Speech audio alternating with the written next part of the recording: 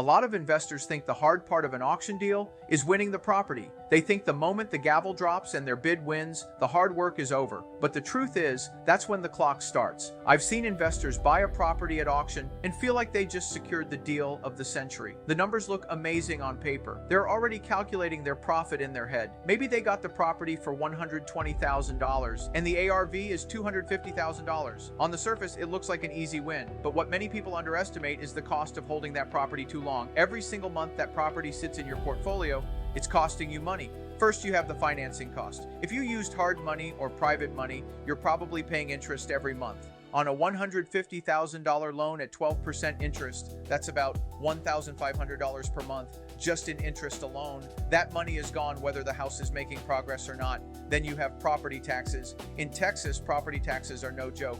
Even if you prorate it monthly, that could easily be another $300 to $600 a month, depending on the property. Next comes insurance. When you own a vacant property under construction, insurance policies are usually more expensive. That could be another $150 to $300 a month. And we haven't even talked about utilities yet. Electricity, water, maybe gas if contractors are working on the house.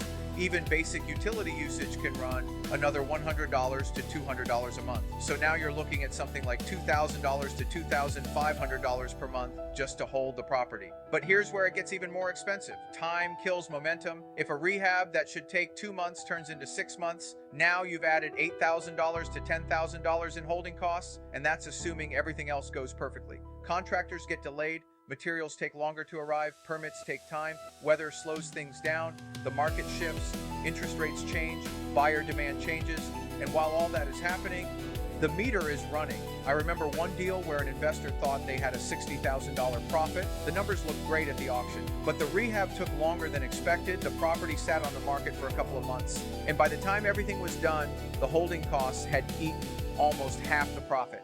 What looked like a $60,000 deal turned into a $30,000 deal, and that's the real cost of holding a property too long.